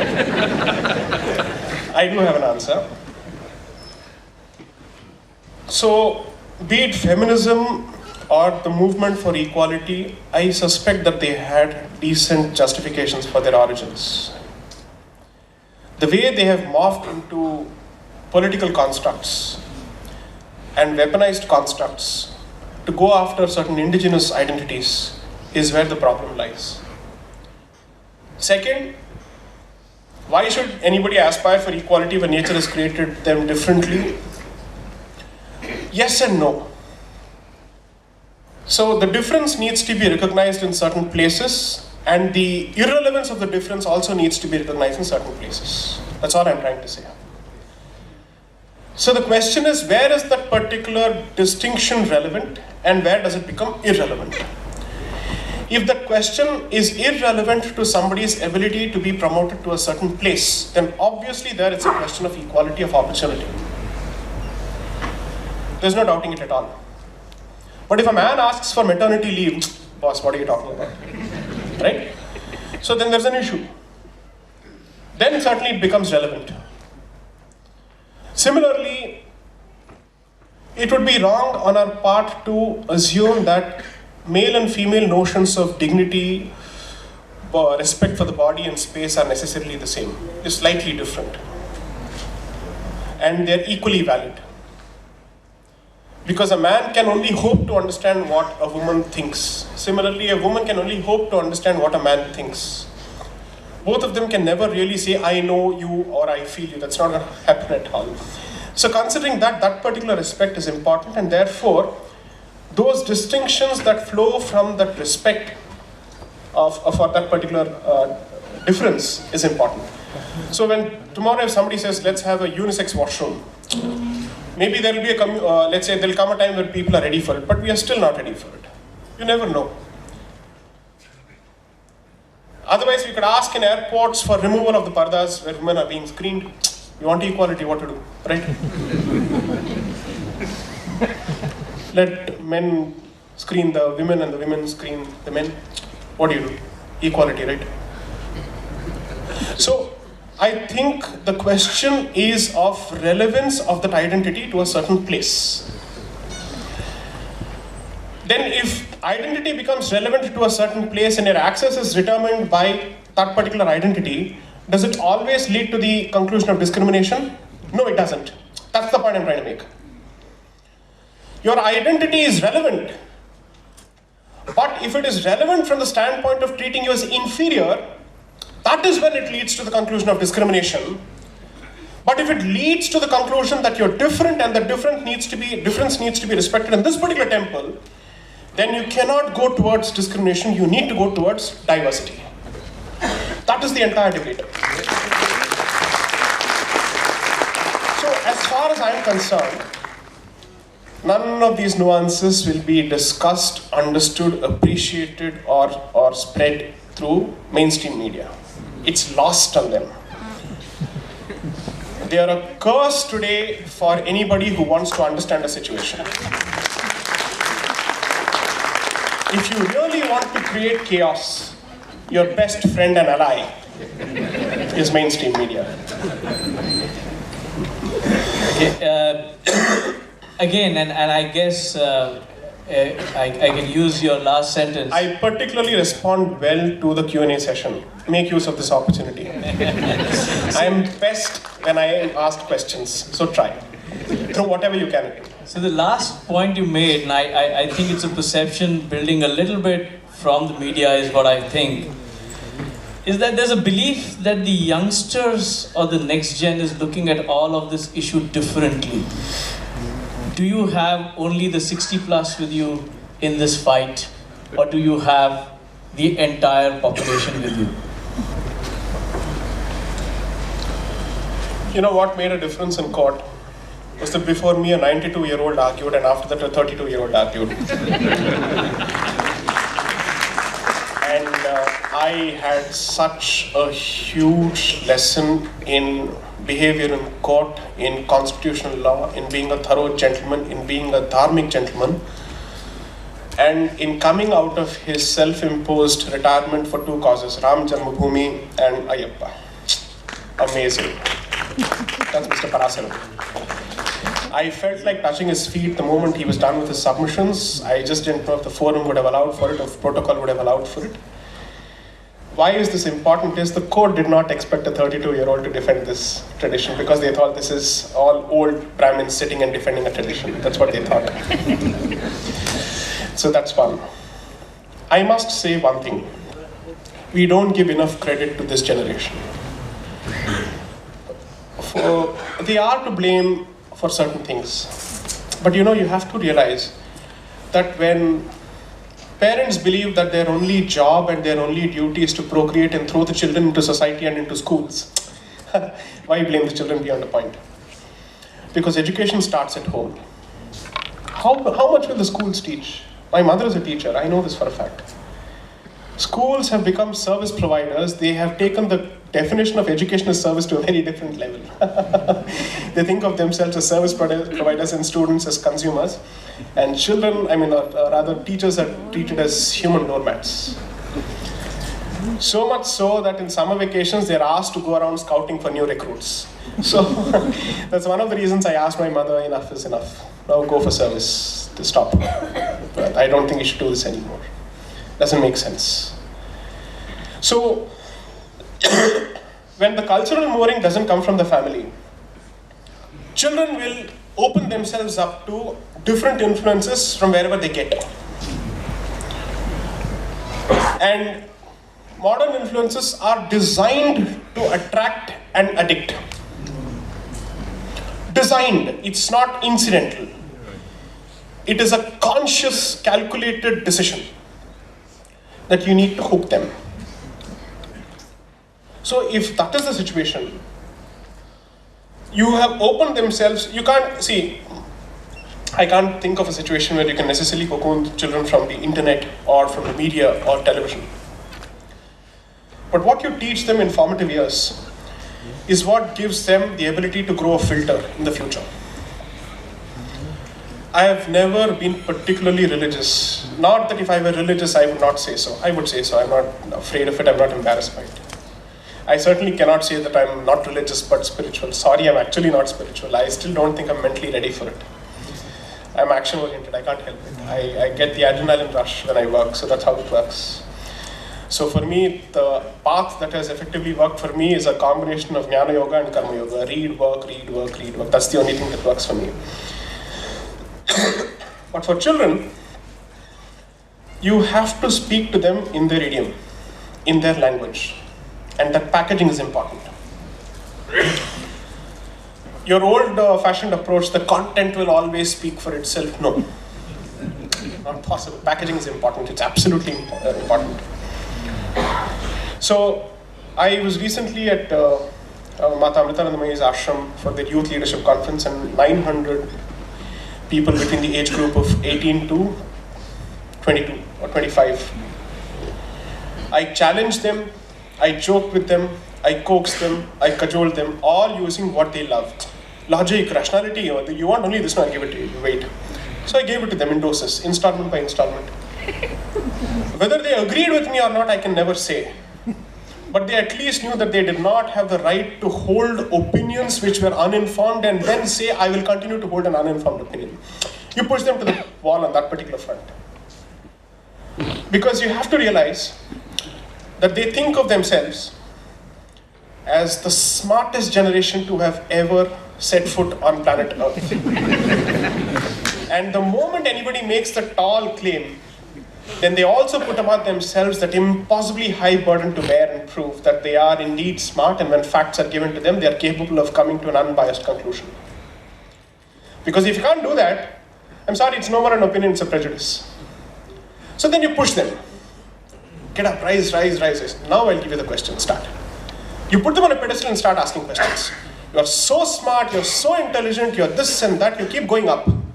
And then you throw the question, so what do you know, what do you know, what do you know? You keep coming down. So like Trishanku, you'll come down slowly. And then they'll realize, oh, I didn't know what I was really talking about. And all I knew was, no, gender, discrimination, barkhadat, gurmeherkot. This is all I know. Beyond this, I know nothing. Why was I even watching NDTV? It has left me exposed to such questions and it has exposed the shallowness of my so-called scholarly erudition. What do I do? Then they know. The problem is, you keep throwing, Dharma, please protect Dharma. Then they'll say, this is a fellow who speaks English and who's carrying the lathi saying Jai Shri Ram. You say, boss, I can sit with you and meet you word for word, argument for argument, use any school of thought, use any school of philosophy, and prove to me that I'm an idiot, or that I'm holding, or I'm actually creating an intellectual, or rather an intelligent facade for an otherwise discriminatory practice. Prove that. Prove that I'm actually using my power of argumentation to justify something that is indefensible. Then we'll talk. You push them. But that means you need to be confident yourself of what you're saying. That means you need to do your reading yourself. I literally went through close to 60 to 70 hours of marathon fighting inside the team. It was sparring over and over again. Throw this. It's like Pete Sampras and Andre Agassi, serve and volley going on. Argument, meet the argument with the argument and keep raising the red flag. The worst of questions that could have been raised when I was arguing were the questions that I put. Saying you really, for a moment, think of this as a forum that fails to or chooses to and wants to disrespect the sanctity of that place. And approach the question from the standpoint of someone who has no faith in it. You have to convince that particular person that either this is the logic or you are incapable of understanding logic beyond this point. So stop judging it. Because if you have understood the logic and still come to discrimination, then there is a problem with your wiring. It's faulty. And if you have realized that you're not in a position to understand it, then there is a paucity of experience from which you can draw from to relate to that particular institution and its practices. Therefore, if you choose to impose the practice of Gurgaon over Kerala, sorry boss, this is not the place, this is a matrilineal society. It's a matriarchal society. And you're accusing that society of chauvinism and gender discrimination. So think about it twice. So you need to ask these questions. So, which is why I said that it's good to rush towards salvation. It's good to rush towards ashrams. But as Vivekananda said, the time is not yet arrived. So just one aside. So I recently heard of this fantastic incident. Apparently, after the Belur Math was set up, and there is a Swami in Belur Math, every day people would come and ask him questions for help and this and that, and he would go and lament to Swamiji, I came here for my spiritual progress, and these people are constantly asking me questions and dragging me into their mundane issues. What do I do? To which he said, if you have not understood the selflessness of spiritual practice, which is to help them first before you can attend to your spiritual progress, you have no right to be in this institution, get out. So it seems like the people with the means and people who have attained all of Maslow's needs are the ones rushing to all sorts of ashrams. Good, go, no problem, it's okay. But don't forget your responsibility to the society first, because you're in a position to do something about it. Couple of questions around Hinduism, and I'm trying to just get them all together. Yeah. Around the thoughts, one, is there a need to distinguish between Hinduism and Hindustan? There's a Hinduism which is a definition perhaps of the RSS, perhaps of the BJP, and the definition needed which is overarching, different. Does Hinduism need a sort of unified command structure like a Vatican? So I think I'm just trying to summarize some of these questions, but all around your views on where Hinduism is and you think we should be going. I don't know if they themselves are clear about the definitions. So I would say go with Vivekananda, Aurobindo, Sri Aurobindo. To some extent, Sri Savarkar. I would certainly say so. Lokmanya Tilak. these were people who I think had two things: knowledge and experience and their pulse on the society. They're very important.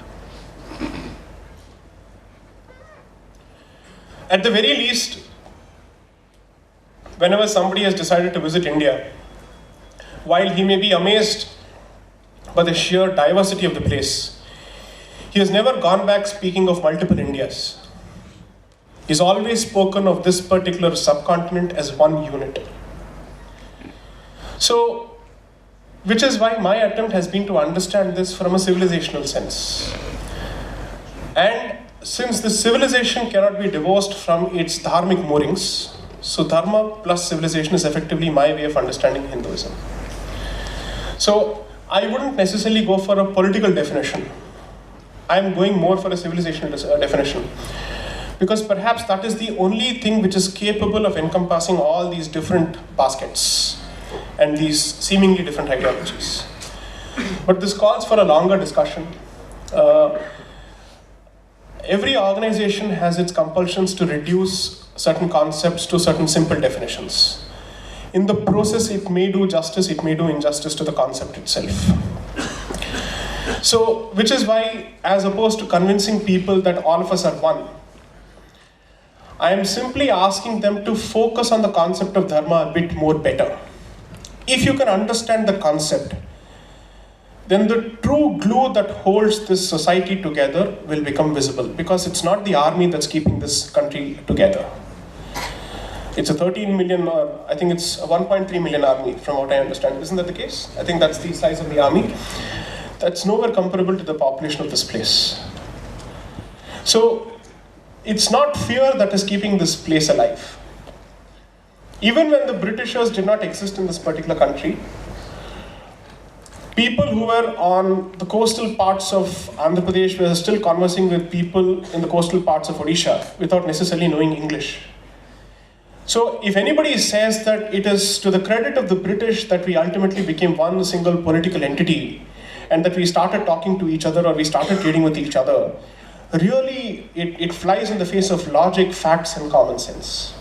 So I think civilizational unity is what I would root for, which is to say that I see a dharmic strand running across each and every aspect and each and every perspective across the country, whether it is the Charvaka or whether it is the Jaina, whether it is the Buddhist or whether it is the Vedic. I don't see a distinction in their approach to keeping the society together.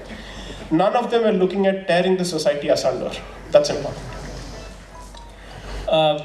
Again, a little sort of going back to the Sabarimala case, but the point being raised is it's being portrayed as an issue of women's right and considering equality of citizens. However, the key question is, can there be a petition in courts which allows a non-believer to question a believer, somebody from one faith to question somebody from another faith? So should we be drawing distinctions as to who really can question somebody in another faith or somebody from another aspect of life? See, it's like this. I think this is where Justice Indhu Malhotra's dissenting opinion makes for a stellar reading. Because the one thing that she clearly says is that there is not a single statement in the petition of the petitioners expressing belief in that institution or in the deity. Therefore, she questions their very locus as an interested person or as an aggrieved person who is seeking the right of access into that particular institution. So, I am not going on the basis of faith. Faith would perhaps be relevant to those institutions which are clear about not letting non-Hindus inside. Then we'll clearly say, whoever you are, you can't enter the place. Doesn't matter. You give to me an affidavit that you believe in Murti Puja. You give it to me in an affidavit that you believe in all of this. You could say that, but somebody could be lying on an affidavit. Of course, he could be lying.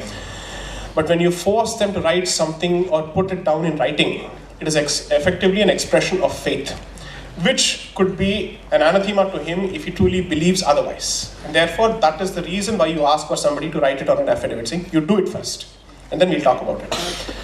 But Sabarimala does not insist on an affidavit. Sabarimala says, you believe in this deity, you come, that's it. So, limiting myself to the specific facts of this particular temple, to me, the religious affiliation does not matter as long as there is an expression of belief in Lord Ayyappa and the practices of that particular place. You call into question his sexual orientation, you call into question his existence, you call the entire tradition a myth, you call it superstition, you have effectively killed your case. You may have, in the process, tracked this deity at the center of a controversy, and you may have, let's say, thrown mud at the institution. But in the process, you have killed your petition, and that is what Justice Indu Malhotra was able to see through. To effectively say, when you call everything that the institution stands for in question and you brand it superstition, what remains of your petition? You are no more a believer. That's it.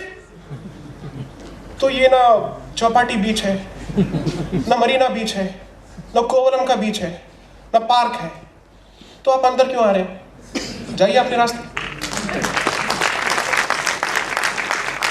That's the sum and substance of what she said. You're not coming here to eat vada pav. You're asking the basic question. Where is one statement anywhere which says that you express belief in that particular deity? In which case, if you understand the deity, that he is an Aishtika Brahmachari, effectively you will not call into question his Brahmacharya itself and then ask, why does he need all these rules? Can he not protect himself? Why is he sitting like this? Why does he need to spread his legs like this? What are these questions? What is the meaning of that pose? All these questions, what are these questions? Look, there are two ways of asking this. So this is where I think Mr. Parasiran's brilliance was in stellar display in court. He said, if someone were to ask, can I not think of God when I'm smoking? It's a beautiful question. Can I smoke when I think of God? Can I smoke when I do puja? That is Vitandavad.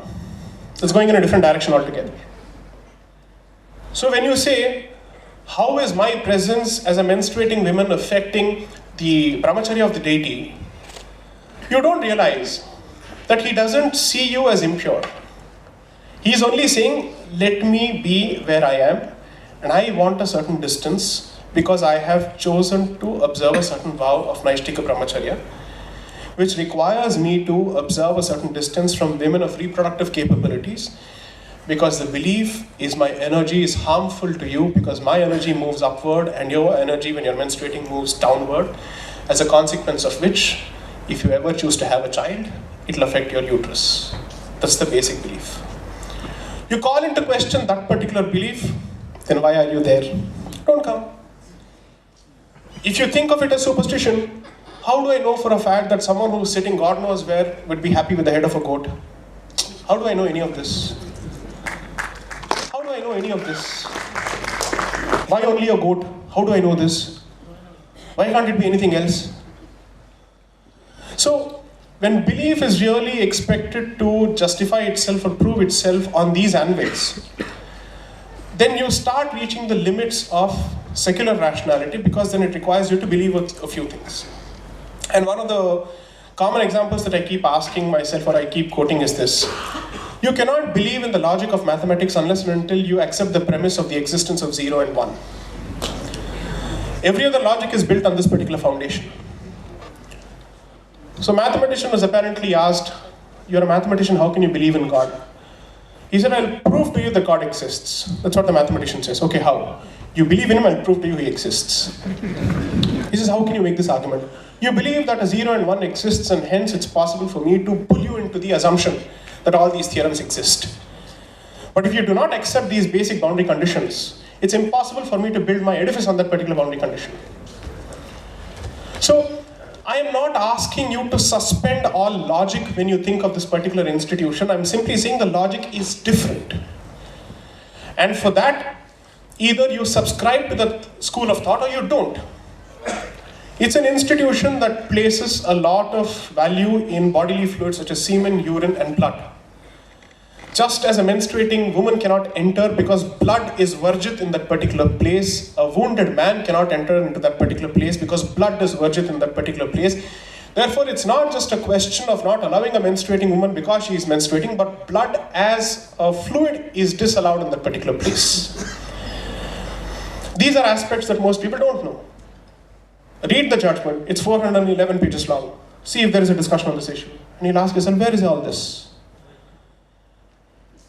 If you cannot understand that there is a bar on the entry of the opposite gender which flows directly from the edict of brahmacharya, then what have you understood of the concept of brahmacharya itself? You mean bachelorhood? मतलब शादी नहीं किया तो ब्रह्मचारी हो गया? ये किसने कहा आपसे?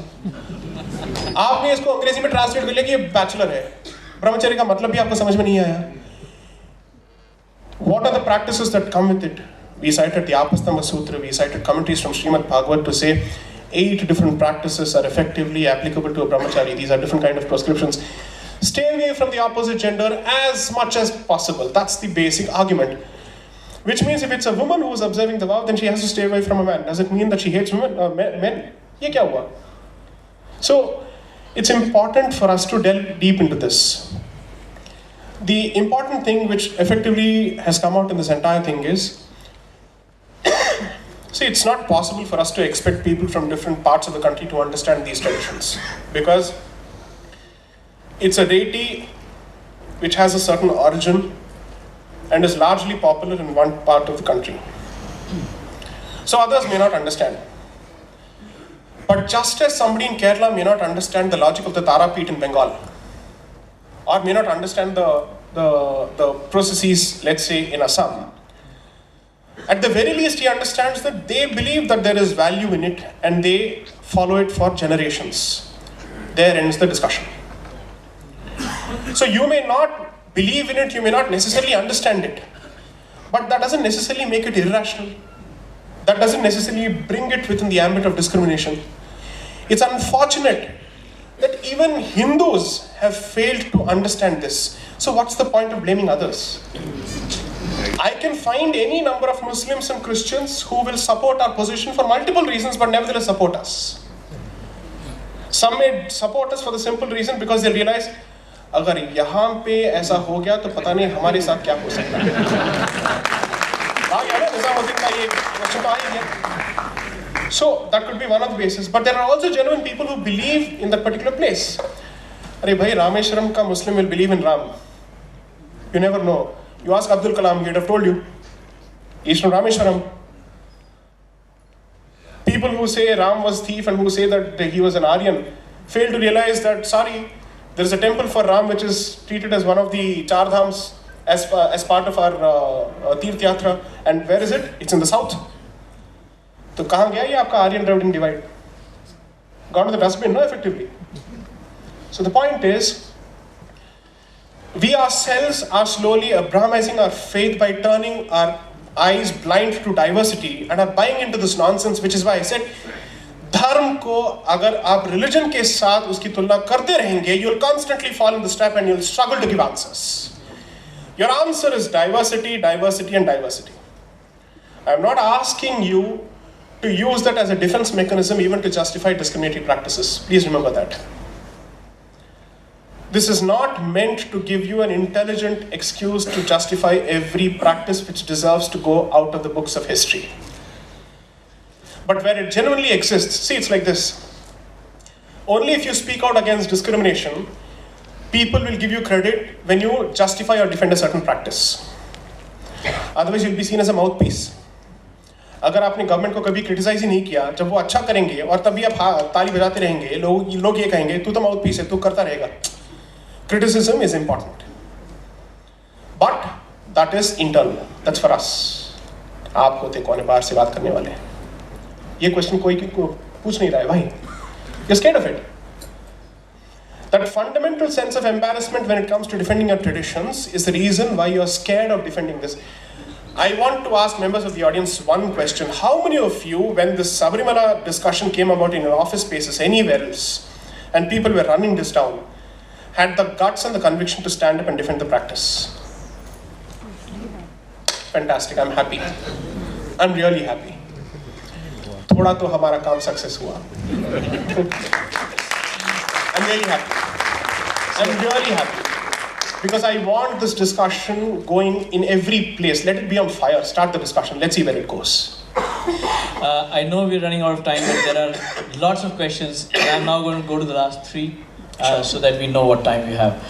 Hopefully most of them are from women, sir. Yes, they are.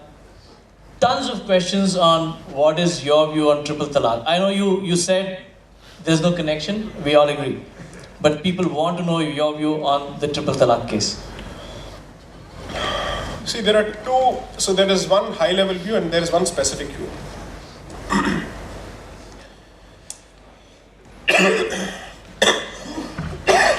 There's one school of thought which is hell-bent on imposing a uniform civil code. I'm not sure I completely agree with them. Because a uniform civil code effectively means जो अन्याय हमारे साथ हुआ वो बाकियों पे भी करो. मैं तो लूट गई, बाकियों को भी लूट लूं. That's the basic argument. You were not taken into confidence when the 4 Hindu bills were passed in the 1950s by Nehru. It was just something that was pushed through and you accepted it. And now you're saying that now that you have homogenized our entire tradition, you have codified our entire tradition, do this with the rest of them as well. It's a loser's argument according to me. When in fact you should be fighting for regaining your own traditions. And you should say our tradition was meant to evolve organically based on custom and necessity. And you have imprisoned it to a legislative process which is slow and doesn't respond to a situation. That's the argument against the codification of Hindu bills. That's one way of looking at it. Plus, you also recognize the fact, ठीक है, Indian Islam होगा. There's no doubting it, ठीक है. But when it comes to determining their practices or the validity of their practices, the book that they refer to is not a book that has emanated from India, which is the Quran, and you read it along with the Hadith, and you read it along with the commentaries of Sahih al-Bukhari. These are the documents which effectively help you understand their practices. So, either you say, we recognize your distinction and therefore, to the extent that it does not conflict with public order, we will not interfere with you. And that is the policy of Israel, by the way. Rabbinate courts, Sharia courts, courts for Druzes, courts for Christians. And that allows you to also adopt for yourself a certain identity and still not suffocate them. But when you try to please everyone, you will please no one. And that is effectively what this is trying to do. Having said all of this, because this doesn't answer the question, that just throws a few points for thought. Divorce is a question of civil law. Therefore, the Indian state reserves for itself the right to interfere with those aspects which have a bearing on civil rights, civil liberties in that particular sense. But this is not to be compared with entry into a place of worship. The jump from there to this would be the stupidest jump possible. Okay? Haji Ali और निज़ामुद्दीन दरगाह को थोड़ा बहुत आप compare कर सकते हैं क्योंकि root के डॉक्यूमेंट्स वही हैं, but there is a decent chance that the practice of Nizamuddin Dargah may be different and may have a different origin altogether. So I can't even comment on it. That's my training after Sabrimala. You ask me to comment on Shani Shignapur and try and equate it with Sabrimala, I'll say, I'm sorry, I don't know, I haven't read the literature. So I wouldn't have even brought up Shani Shignapur, and you have seen that I've never brought it up so far to say that it was wrong or right, because I'm undecided, I don't know is the answer. But when it comes to triple talaq, I think it's possible. The question that perhaps you should ask yourself is, if this is a political decision, I don't know how you're going to benefit from it. I really don't know. If you're really doing it for principle, because you believe it's right, then why is your position on Sabrimala so bad? Why is it so undecided and so vacillating? You keep going from here to there, you don't know what you're supposed to be doing. You have a position after the judgment comes when the public tide turns, and then you decide to change your position. So I think that you have to be clear about why is it that you're taking a certain decision. अगर political है, then be clear about it. ये आपको ये deliver करेगा या नहीं करेगा. लेकिन अगर ये principled basis है, community में थोड़ा बहुत चिंतन हो जाए, then that's a different issue. Most importantly, triple talaq has been rendered illegal by the judgment. Right? The job is done. Section 4 of the Shariat Act of 1937, to the extent that it permits instant triple talaq, is gone. But triple talaq over a period of 3 months continues, which there is no problem with. So what are you doing further? Is that you're going for criminalization. You've taken the policy decision, okay. But then you also have to ask this question. Somebody is saying as part of the contract, the marriage contract, clearly include a condition saying, मेहर के रकम को दोगुना वापस करेंगे अगर आपने ये कर दिया. इसके ऊपर एक क्रिमिनल डिटरेंट डालने की जरूरत क्या है? अगर डालना ही है तो आपने उस कौम के साथ बातचीत की या नहीं की? That's a basic question. Why? जो किसी और के साथ बिना बातचीत के साथ हो सकता है, वो हमारे साथ भी कभी हो सकता है. So there I'll be very clear. I will not say, oh, it's our government, therefore they will not do it with us. We know what every government is capable of doing. Because at the end of the day, political expediency is the only thing that governs a government. So you need to be clear about your priorities and they'll be clear about their priorities. So I'm really not sure what the end game is as far as triple talaq is concerned.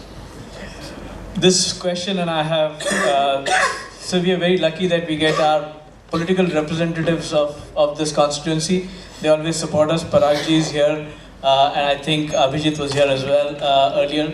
But this question, with apologies to both of you, we got a supposedly Hindu government elected. Really? What more should the people of this country do to get the Hindu representation in the right place and in the right frame? Understand that voting is not enough. What others have effectively done is to advocate, lobby, apply pressure. Systematically prepare. And make sure that any political outcome is the consequence of an incentive becoming clear to the politician. You have to be clear. No matter how principled that person is, let me put it to you this way. He's a politician, he's in that for a particular reason. I'm not saying this in a negative way. It's so difficult to be in that particular race. How many of us have the guts to get into politics? We should ask ourselves. It's not easy, right? So to really run them down, I don't think is happening, because agar wo gaye to chalo, you start governing the country. Let's see what happens. Are you ready for it? You want to run your house. They want to govern the country. There is some division of labor that's happening. Let it happen. At least there is some structure in place. The point is this. So there's a serious contrast. See, here's what happens, and that's mind-boggling. To everything we look to the government, and in all the wrong places. हमारे मंदिर भी आप ही चला लो, कोई बात नहीं, कर लो. हर sector में आप करप्ट हो, लेकिन जब मंदिर की बात आएगी, हम ट्रस्ट करते हैं कि आप बिल्कुल क्लीन होगी. हमें तो कोई प्रॉब्लम ही नहीं है. We will question you even when it comes to national security and the Rafale deal, but when it comes to the temple, we will trust you. Surprising.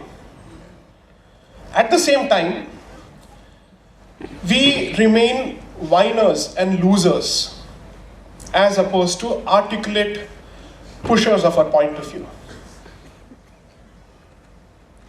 Identify your demands, local, big, long-term, short-term, and cohesive collective action from within the community is important at multiple levels. That sense of activism, unfortunately, has dulled post-independence, and it kicks in for the wrong causes and the wrong occasions. Of course, that's subjective. Maybe it's right for somebody, it's wrong for me. All that is fine. But if you believe that this is the cause that you should be working for, how have you actioned it? Name one country where the government has delivered without any pressure from the public. I'm reading this beautiful book. It's a trilogy, Century Trilogy by Ken Follett. It covers the First World War, the Second World War, and the Cold War, and it's still going on. The first book is called Winter of the World. The second book is called, first book is called Fall of Giants. Second book is called Winter of the World. The third book is called Edge of Eternity.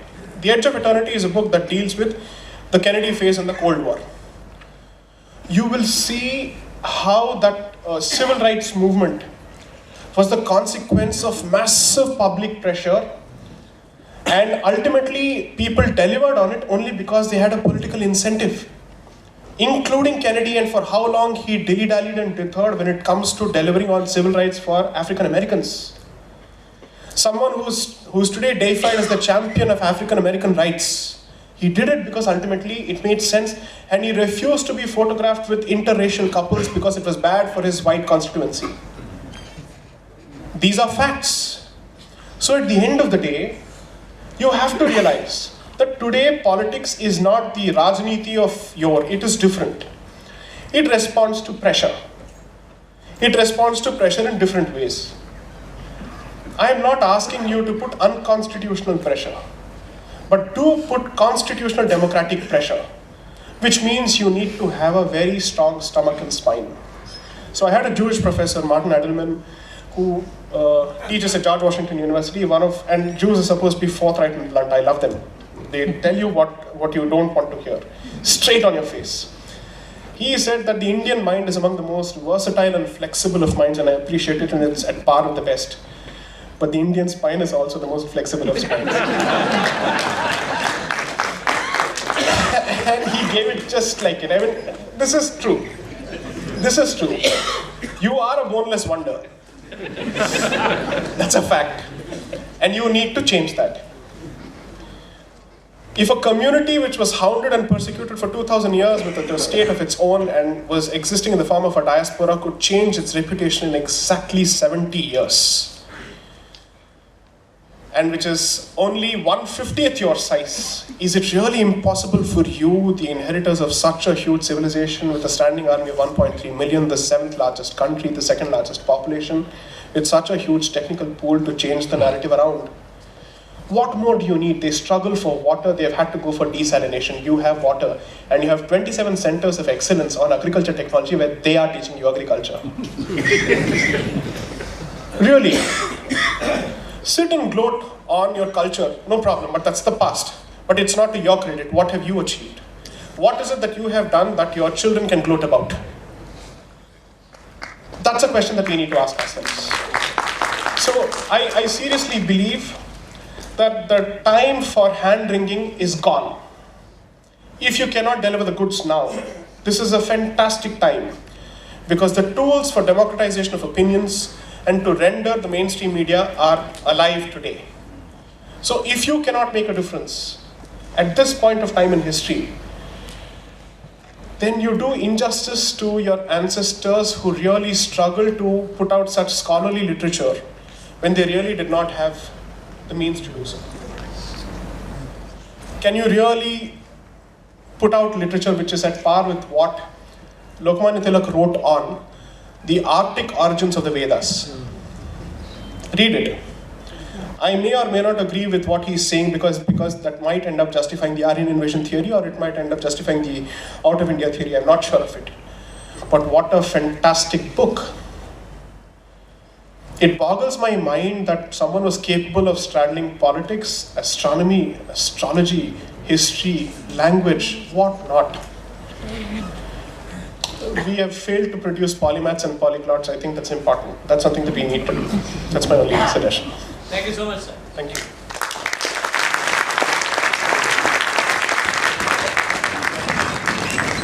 I thank the audience for patience.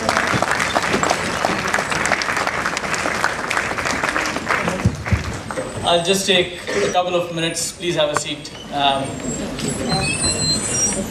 So I think, like you said, Sai Deepak, when we were talking, the question we were asking is, can faith be judged on the altar of the law?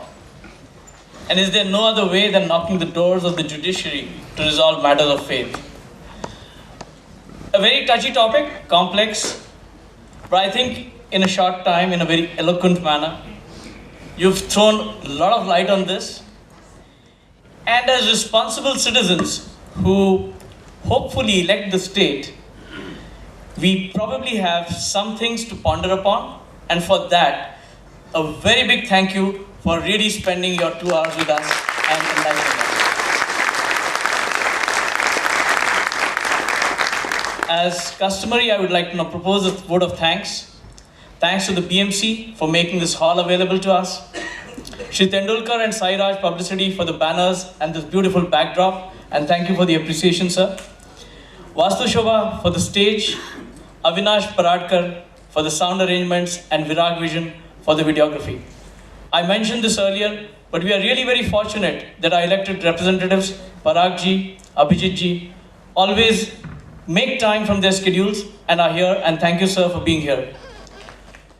When we got this theatre date this time, and 30th December, New Year's Eve, long weekend, busy wedding season, we were very apprehensive. We said, is this the right date? Heavy topic, will we get people? Very, very happy to see that we have crossed maybe 400, 450 people, and that gives us the confidence that Prabodhan Mancha audience is a truly mature audience, and thank you again for that. So, a very big thank you to all of you. Our list of donors has crossed 75. It gives us the confidence that our decision to go for crowdfunding instead of going for sponsorships for the right one, and we hope it will continue the same way.